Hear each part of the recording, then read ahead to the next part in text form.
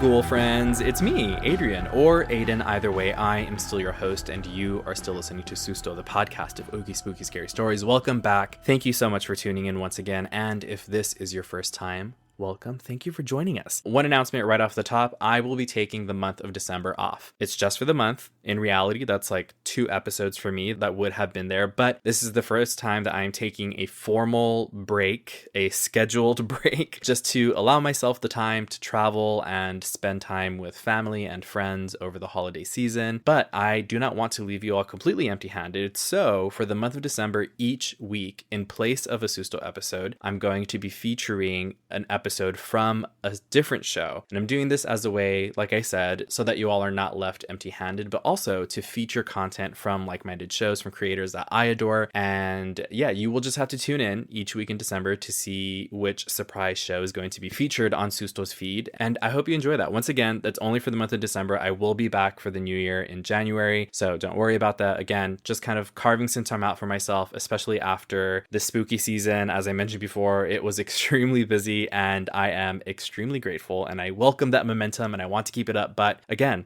I'm one person. I need to prioritize my well-being, and I am trying to get ahead of any burnout that might be down the road. I'm not feeling any right now, but I don't want to in the future, and I'm sure by the time January comes along, I'm going to be itching to get back on. But I hope that you all enjoy that. I hope that's okay, and this will be the last episode until January. So I will see you in January. I hope that your holiday break is great, and I will miss you. I hope that I haunt your dreams, and I hope that you have a great holiday season, however that may look for you. As always, if you have your own scary stories that you want me to share on the show, you can do so. There's actually a new way to do this now that I just kind of pieced together, but it's been there for a while. For my Spotify listeners, if you're listening on Spotify, on this episode's page, if you open it up and you scroll down a little bit, there should be a Q&A/poll section. And normally that just asks, what did you think of this episode, or something like that. I'm going to start putting in questions specific to the episode when I can think of something. If you have a story and you're a Spotify listener, you can use that field. Even if I'm asking a different question, feel free to throw your story in there. So that's one way. You can leave it in the Spotify Q&A. You can leave it in a 5-star review on Apple Podcasts. You can send it in an email to sustopodcast@gmail.com. You can visit sustopodcast.com and hit the contact button. Send it in a DM on all of the social medias. That's at sustopodcast. And your stories are important to me. I love hearing from you all. And even if it's not a written story, please feel free to send in any sort of paranormal experience or encounter, whether it is a video, an audio recording, a photo, what have you. Speaking of paranormal experiences, if you are following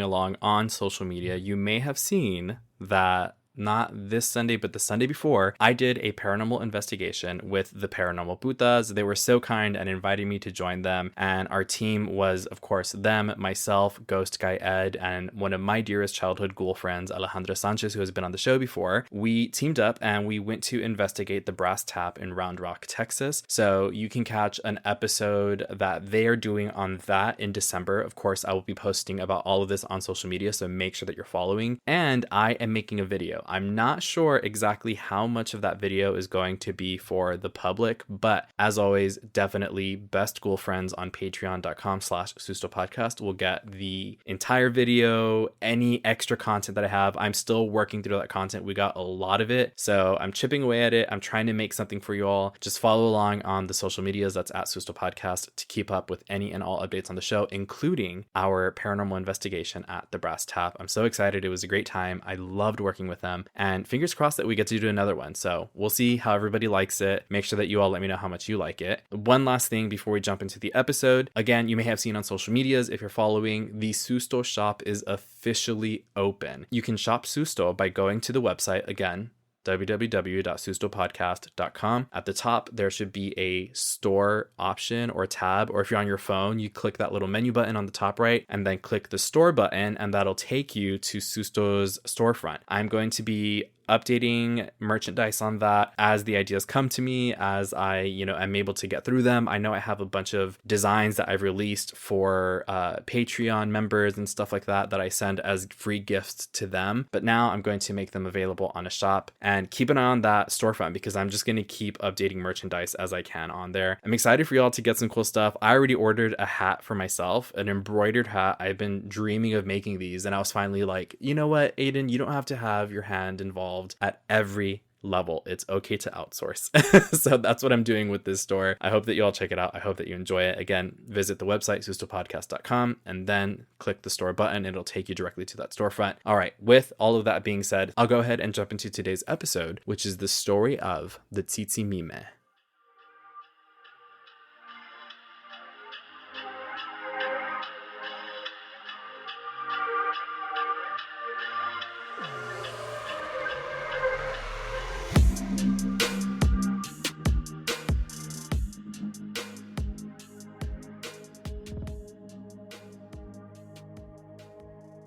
As the sun dipped below the horizon, casting long shadows across the ancient city of Tenochtitlan, the air grew thick with an eerie tension.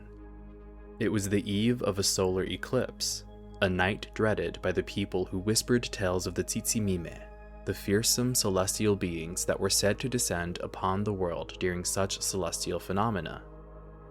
In the heart of the city, a young warrior named Xolotl could feel the weight of the impending darkness.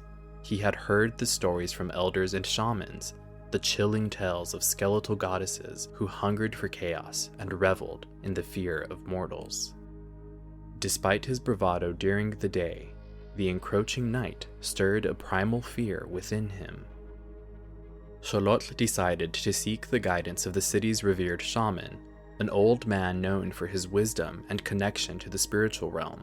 The shaman, named Tlaloc, lived in a small hut adorned with feathers and symbols meant to ward off malevolent spirits. Xolotl approached the humble dwelling, the anticipation of the night's events etched on his face. "Tlaloc," Xolotl called out, "I seek your guidance. The Tzitzimimeh are said to roam tonight, and fear grips the hearts of the people."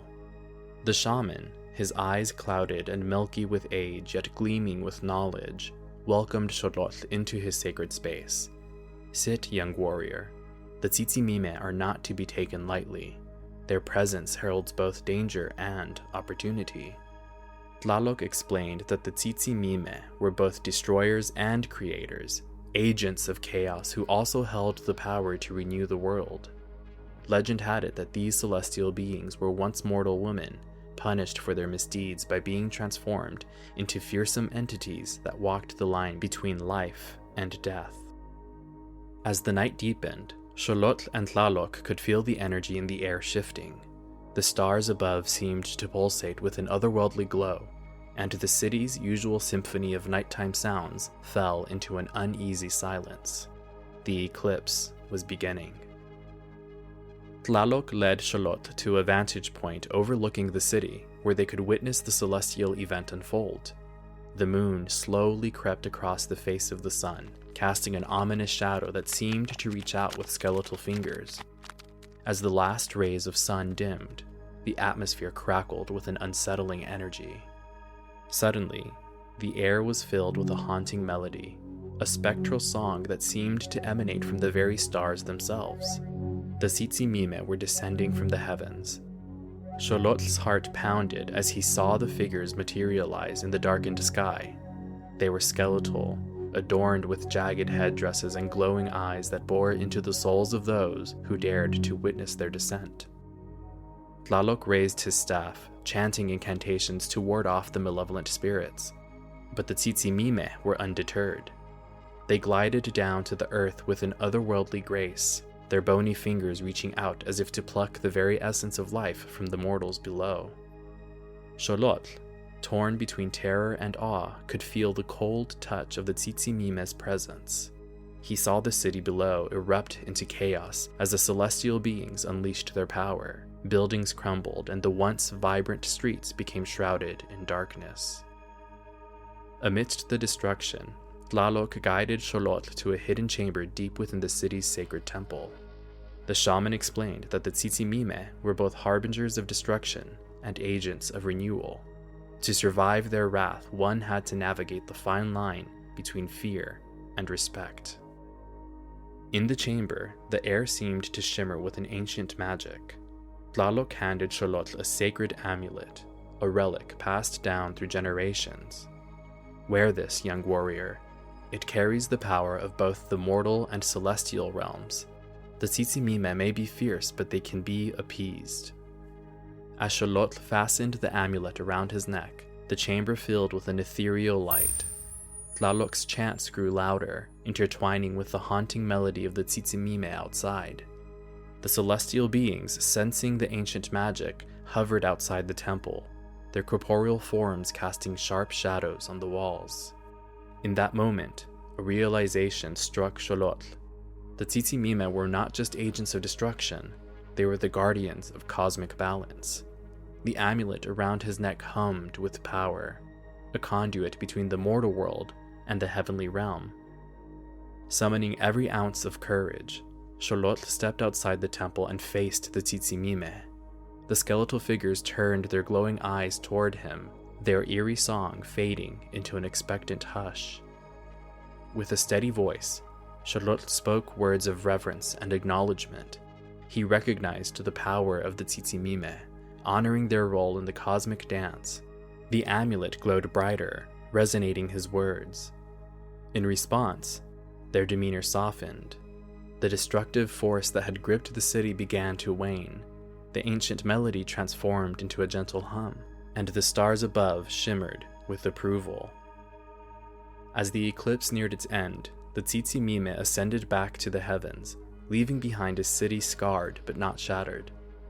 Xolotl, still wearing the glowing amulet, watched as the divine beings faded into the night sky. The following morning, as the sun bathed Tenochtitlan in its warm glow, the people emerged from their shelters to assess the damage.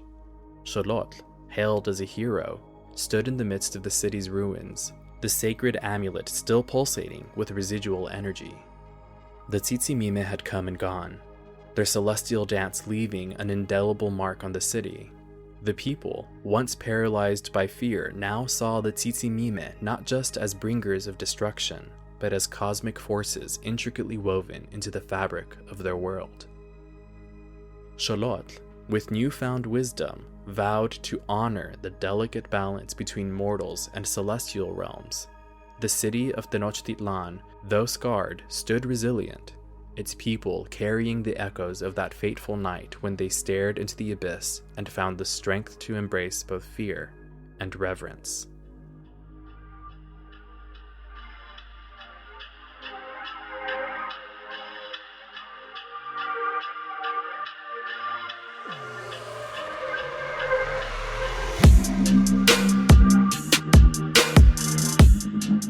Welcome back, Ghoul friends. Heads up, if you are a best Ghoul friend on patreon.com/SustoPodcast, that you can watch this part of the episode on video on patreon.com/SustoPodcast.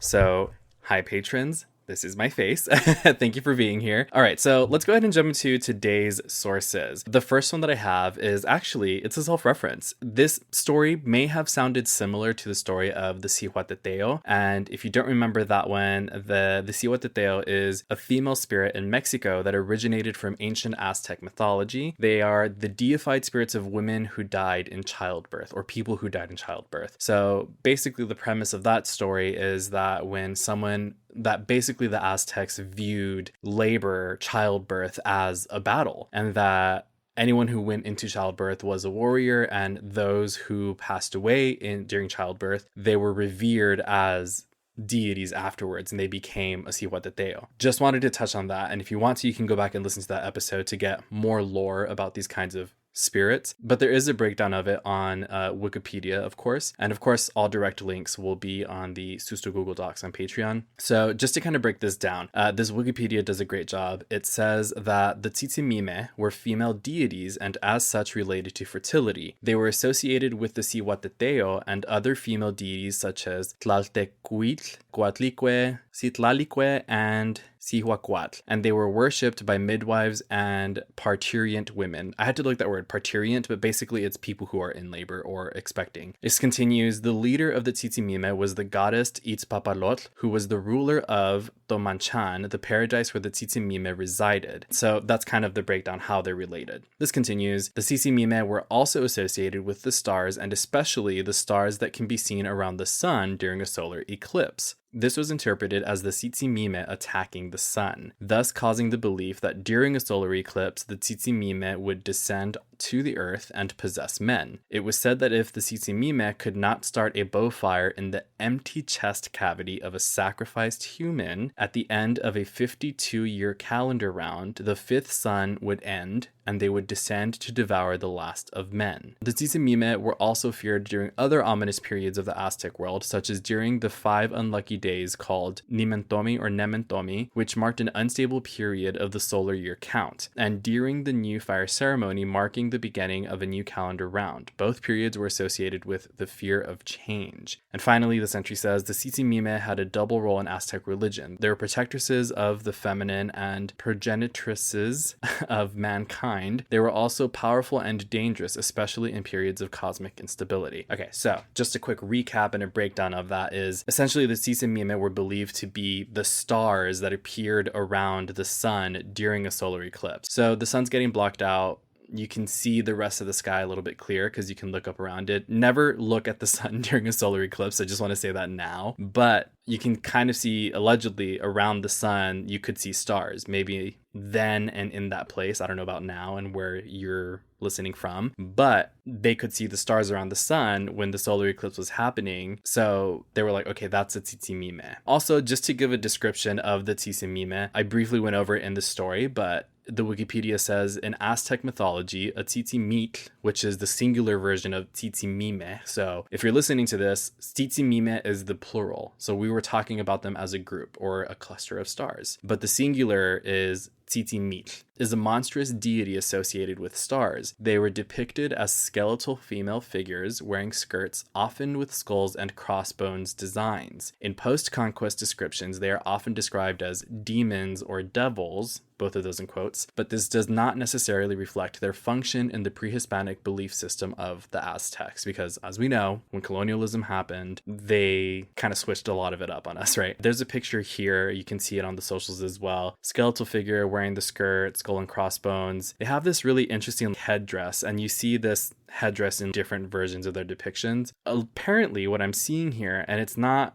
really addressed in this wiki entry, and I wonder what that's about, is they also have serpents coming out of their bodies. So they're like a skeleton, sharp claws, headdress, and there's serpent or a snake coming out from under the skirt. I read somewhere a description that mentioned the snakes, but I'm not exactly sure. I'm going to find something else right here so that we can talk about that. Okay, I haven't found anything about what the snakes might mean, but I just came across this page, and it has some really cool artwork. They just looked really interesting, so I started reading this. But this is an entry on clubsaga2015.wikidot.com, and this entry, it's describing them and it's giving information. It says, crusted with rock, this immense skeletal figure flies swiftly through the air, strange gases clinging to its nightmarish form. A Tzitzimitl is 50 feet tall. Tzitzimimeh are enigmatic creatures of darkness, and some creatures claim they attack and consume entire suns to shut down worlds in preparation for the end of days. Sages say that these creatures come from the cold, dark places between the stars, and that in the darkness of any eclipse, one can see the immense world-darkening shadows of the Tzitzimimeh.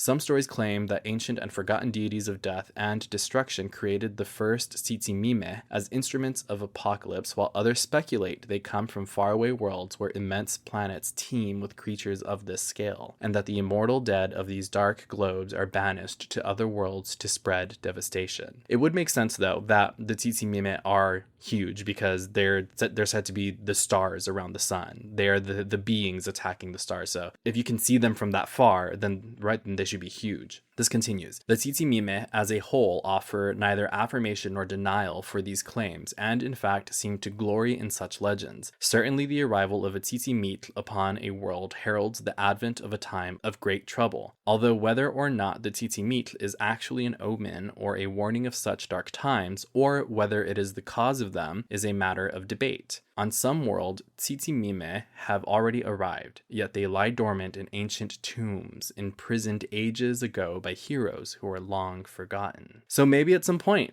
the Tzitzimimeh did make it to Earth, and they were just bound somewhere, hidden away, and who knows, some pyramid, temple, mountain, jungle floor, they could be under there, buried away, just waiting for their time, biding their time. There's a solar eclipse that's coming through, I want to say in April of 2024. Somebody correct me if I'm wrong, but I believe that is the next one that we will be able to see in Texas for a very long time. So I'm personally going to make it a day trip to like go and catch that. So we'll see if I see a Tzitzimimeh while I'm out there. I'll have to do some content around that or something. Okay, I'm going to put this one in Google Docs for sure. So the next thing that I thought was really interesting that I wanted to talk about, and I have a direct link to like a fandom page about the episode, but on the Wikipedia page, there's a section that goes over the mentions or the appearances of the Tzitzimimeh in popular culture. So a Tzitzimitl was one of 8 monsters from around the globe to appear as antagonists in the Be Cool Scooby-Doo episode titled Mysteries on the Disorient Express. I saw a little clip of it on YouTube. This person was going through the monsters. I'll include that link in the Susto Google Docs. I'm going to try and find that episode so I can watch the whole thing, because it's really cool to see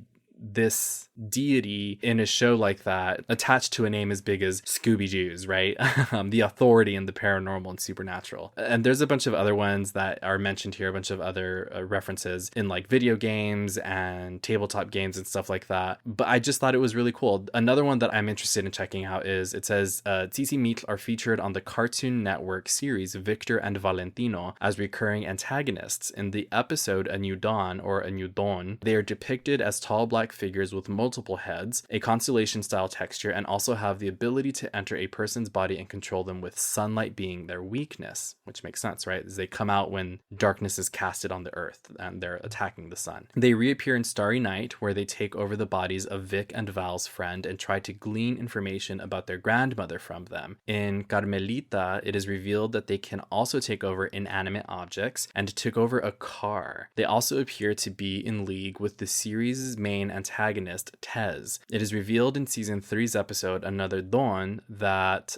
oh, that is a spoiler. Why did I read that? I wanted to check this cartoon out. Dang, that's okay. I look forward to this spoiler. I'm not going to read that for you all. So if you're interested in this and you check out the wiki, don't read that part of the popular culture section, because I just ruined a plot line for the show for myself. But anyway, I thought it was cool that this deity is featured on such mainstream levels. The next source that I have is from almanac.com, as in the Farmer's Almanac, and it is titled Solar Eclipse Folklore, Myths, and Superstitions, because, I mean, obviously the Aztec people could not have been the only ones that had superstitions surrounding eclipses of any kind, but of course solar eclipses specifically. I wanted to look into the superstition of other cultures surrounding solar eclipses. So this is from almanac.com, and it says, here at the Old Farmer's Almanac, we love our folklore and mythology, and there's nothing like a total solar eclipse to get folks wondering why things happen. For the sun to suddenly disappear demands explanation, or, let's say, imagination. People around the world have come up with many interesting stories, legends, and superstitions. With the stunning spectacle of the April 2024 total solar eclipse, okay, I was right, coming up, we thought we'd look at the legend and more of eclipses through the ages. I don't want to read the entire thing off because there's quite a bit, but some really interesting stuff. So I'll go into this first one. It says Eclipses in Storytelling. In A Connecticut Yankee in King Arthur's Court by Mark Twain, his hero, who is transported back to Camelot, gets captured but avoids being hanged with a wave of his hand, seemingly making the sun go dark. Quote, for a lesson, I will let this darkness proceed and spread night in the world, but whether I blot out the sun for good or restore it shall rest with you. Of course, our hero remembered the date of a historic and conveniently timed eclipse of the sun. Fortunately, the medieval people thought he had the magical ability to blot out the sun. Our hero is then proclaimed the boss by the king and sets out to modernize Camelot with knowledge of the future. So in this story by Mark Twain, this guy is sentenced to hanging, but he knew there was going to be an eclipse at the time of his hanging, so he was like, ooh, look what I'm doing. Do you want me to make it go away? I can keep it there, and trick these people into believing that he had power over the sun, but it was just an eclipse. This continues a solar eclipse and fear. For many people in ancient times, a total solar eclipse generated fear. They thought the world would end or a great evil would follow, which if I had no idea what a solar eclipse was, like if we didn't know what it was, of course we would panic. Yeah, it'd be scary. This continues. Myths often involved a beast trying to destroy the sun with the fate of Earth hanging in the balance, or a sun god becoming angry, sad, or sick. For example, this is a good overview of other cultures and their beliefs surrounding solar eclipses. So this says, native people in Colombia shouted to the heavens, promising to work hard and mend their ways. Some worked their gardens and other projects especially hard during the eclipse to prove it. In Norse culture, the gods put an evil enchanter, Loki, into chains. Loki got revenge by creating wolf-like giants, one of which swallowed the sun, thereby causing an eclipse. Another of the giant wolves chased the moon, trying to eat it. In that mythology, it's not only the sun, but the sun's counterpart, right? The moon. This continues. Fear led Chippewa people to shoot flaming arrows into the sky to try to rekindle the sun. Tribes in Peru did the same for a different reason. They hoped to scare off a beast attacking the sun. So maybe these tribes in Peru also saw stars around the sun as the eclipse was happening, and they're like, kill those things, they're trying to take our sun away. This continues. In India, I like this one a lot. In India, the demon spirit Rahu steals and consumes the nectar of immortality, but is beheaded before he can swallow it. So that's prefacing the solar eclipse lore. So this demon spirit Rahu, like I just said, tried to become immortal, but was beheaded before they could complete it. So this continues. His immortal head, because the nectar of immortality only got into his mouth, so into his head. So only his head is immortal. It says, his immortal head flies into the heavens. The sun and moon had alerted the gods to his theft, so he takes revenge on them. The sun and moon saw him and were like, hey gods, this guy is being shady. And as an act of revenge, Rahu was like, fuck you, sun and moon, I'm going to eat you for telling on me. So, but this says that when he swallows an orb, the sun or the moon, we have an eclipse, but the orb returns to view because Rahu has no body. So basically, flying head swallows the sun, and then it dumps out of his neck because he doesn't have a body for it to be eaten. This continues. Similarly, in China, Mongolia, and Siberia, beheaded mythical creatures chase and consume the sun and moon, and we experience eclipses. In Indonesia and Polynesia, Rahu consumes the sun, but burns his tongue doing so and spits it out. So instead of it coming out of his neck, spits it out because it's too hot. It's like biting into a hot pocket fresh out of the microwave. In Armenia, a dragon swallowed the sun and moon. In Transylvanian folklore, an eclipse stems from the angry sun turning away and covering herself with darkness in response to men's bad behavior. And in India, many believe that when an eclipse occurs, a dragon is trying to seize the two orbs. People immerse themselves in rivers up to their neck, imploring the sun and moon to defend them against the dragon. So in some cultures, the sun and the moon are seen as like sentient beings. These celestial bodies are characters in these stories as well. They're not just things that the sun is happening to. And I believe the same goes for the Aztec people. Okay, so there's a couple things that I'm going to skip over, like folklore behind solar eclipses and romance, how the sun and the moon are lovers and eclipses happen because one is upset at the other, something about the weather. One thing that I did want to talk about that was on this page that I found really interesting because it's a superstition that I grew up with was pregnancy in solar eclipses. So this says many ancient people worried that an eclipse caused pregnancy issues such as blindness, cleft lips, and birthmarks. Even today, there are some beliefs and superstitions. Pregnant women are sometimes warned to stay inside, not eat, not carry sharp objects, and not eat cooked food from prior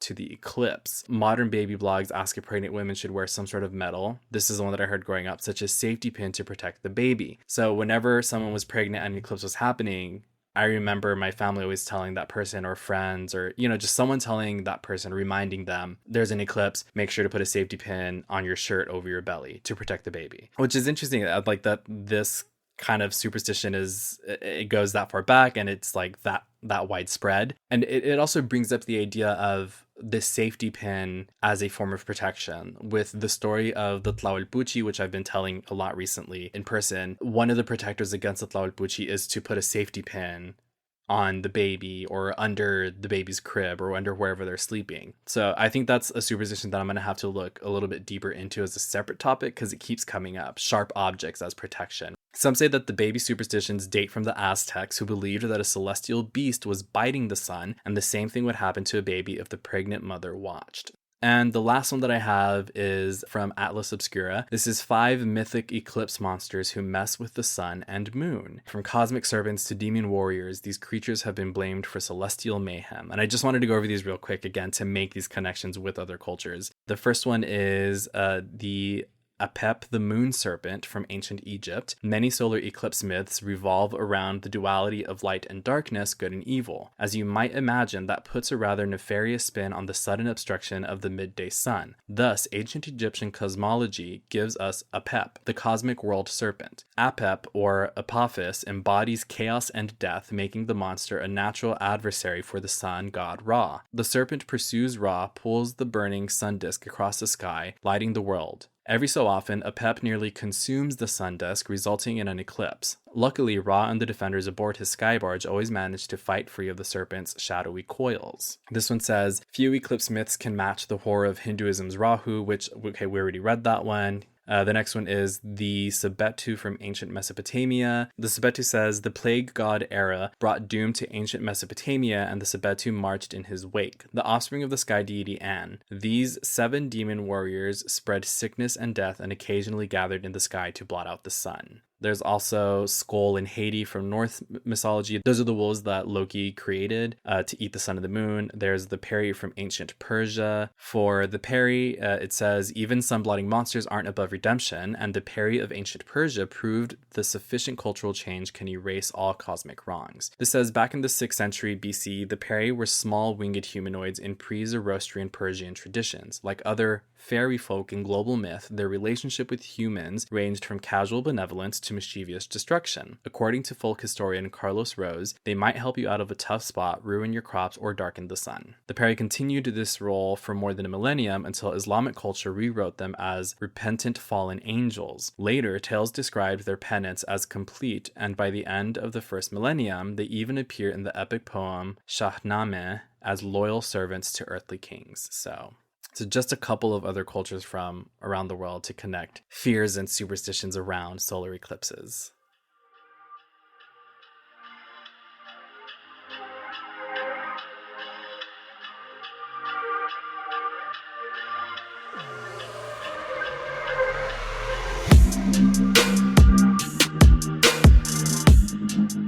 Welcome back, old friends. Thank you so much for listening this far. I really appreciate it. Once again, if you missed it in the beginning, I am taking the month of December off, but do not worry. I will be back in January. It's just so that I can enjoy the holidays and my time off, traveling, family, friends, all that good stuff. But you can still check into Susto's feed wherever you listen to Susto for the month of December. Each week, I will be dropping an episode from a friend of the pod. So make sure you stay tuned. Follow on the socials at Susto Podcast on every platform to see what's coming up and what you can listen to, because I don't want to just leave you empty-handed. But yeah, I will see you in January. And I do have a video coming out in December, again, from the paranormal investigation from the Brass Tap. That will be a best girlfriend perk on patreon.com/SustoPodcast. Speaking of, thank you to this episode's patrons. As you should know, your support means everything to me, and you are Liza, Sadie, Rachel, Alejandra, Luther, April, Mario, Eva, Dee, Victoria, Josette, Sam, Angela and Co, Mandy, Jules, Lori, Jeannie, Desiree, Anna C, Ashes, Neresa, Rachel, Javier, Rios, Anna, Marlene, Chata, Jessica, Lainey, Desiree, Aaliyah, and Holly. Thank you all so much. I super appreciate it. Again, if you have your own scary stories that you want me to share on the show or on the socials, you can send that via DM on every social media platform. You can email it to sustopodcast@gmail.com. You can leave it in a 5-star review on Apple Podcasts or in the Q&A section of Spotify if you're a Spotify listener, or you can visit sustopodcast.com and hit the contact button. And while you're there,